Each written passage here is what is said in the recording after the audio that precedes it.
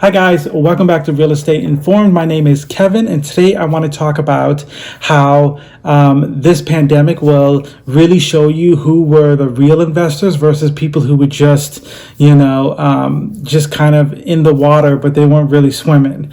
And so you'll really see in this pandemic, post-pandemic, see who were the real investors and lessons that you could learn from that.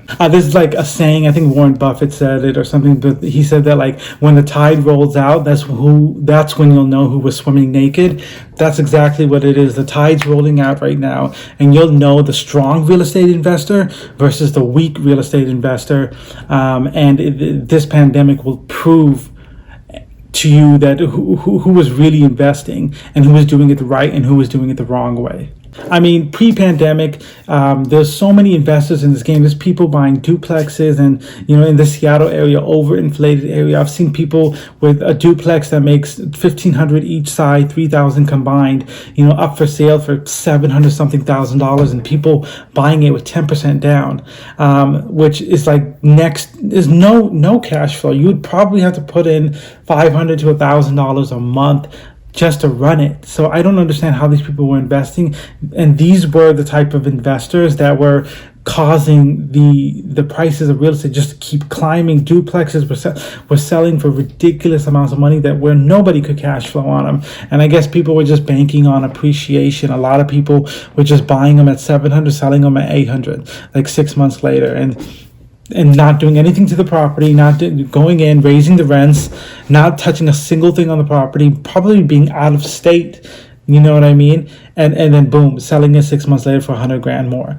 And that's how these inflated markets worked. But you'll see the difference between that and now, where post-pandemic, where things like that just don't work, and real investing, real cash-on-cash returns, real cap rates come back to life. Some of the things that I teach, some of the things that I follow is a 20% cash-on-cash return. It's pre-pandemic in the Seattle area, basically impossible to get. I always tell people that if you can't get 20%, at least try to get 10% cash on cash return, which is basically your down payment, all of your expenses that you incurred trying to get the loan, all of that is your initial cash invested, and so basically that's just divided by the years net that you get divided by your initial cash invested, and that's your cash on cash return for the first year.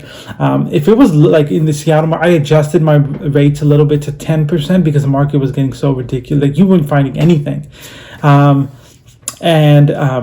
do that on current market rent. So if an apartment is renting for $1,500 and I know I could rent it for $1,800, I still run the numbers on the $1,500 to see if I can get 10% cash and cash return. Because once I rent it out and once I buy it, I can go to $1,800 and then my cash and cash return increases. But I do the math on the initial of what it is right now.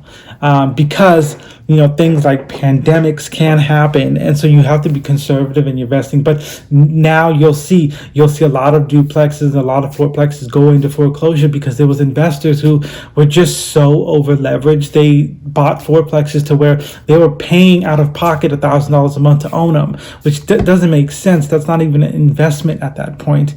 Not for me to say, but time will show the real investors from the people who were working off of 10 to 20% cash and cash return, and the people who were not, the people who were just trying to buy property to just say that they have property. Also, another thing that real investors from people who were just dabbling in real estate is reserve accounts. With this pandemic, there's real investors out there who are collecting 20% cash and cash return, but also have a capital expenditures account factored in. Real investors do that because they know things like pandemics can come. And so like you watching this video, whether you have real estate or not, it's very important to learn from these people's mistakes so that you don't do it. Because I know that pre-pandemic, so many people were buying real estate and everybody was in the game. Everybody was in the game. And the problem was that they weren't in the game playing by the rules everyone's playing by. Like I play by the rules of 10 to 20% cash on cash return.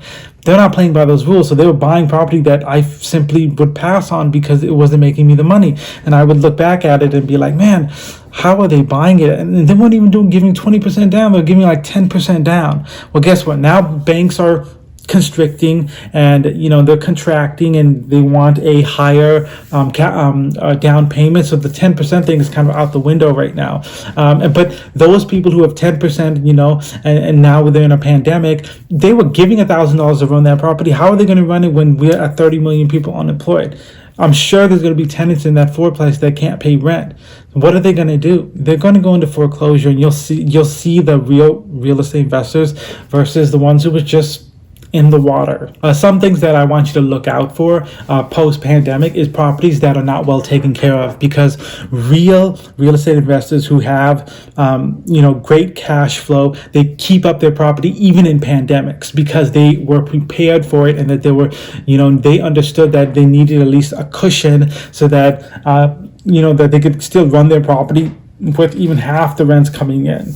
And so people who are just in the water, who are sinking right now, you'll see their properties has long grass, chipped paint. The properties are going to start to deteriorate because they have no reserve accounts. They're not getting rent, and they're barely paying their mortgage. They're probably going to go into mortgage forbearance, and in 3 months they're going to be asked to pay for all 3 payments plus the 4th payment, which they're not going to be able to do, and go into foreclosure. So look around for those types of properties if you're looking to get into real estate and investing, because those will start popping up in about a month or 2. Right now, there are real estate investors that, in quotation mark, real estate investors that, they own fourplexes that they can't even keep the water on. Forget about collecting the rents. Forget about paying for, the buildings outside electricity, the paving, the parking lot. Forget about all of that. They are struggling to keep the water on for all the units because they're not collecting rents, because 30 million people are unemployed.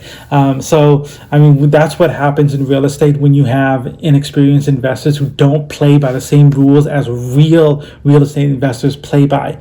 And when that happens, when things like 2008 and when things like this pandemic hit, the real estate investors clean out, and all of the ones who were just in the water, and they're sinking now. And that's what happened in 2008. There was investors who invested 2004, 5, 6, and then there was investors who in 2008 all dumped out.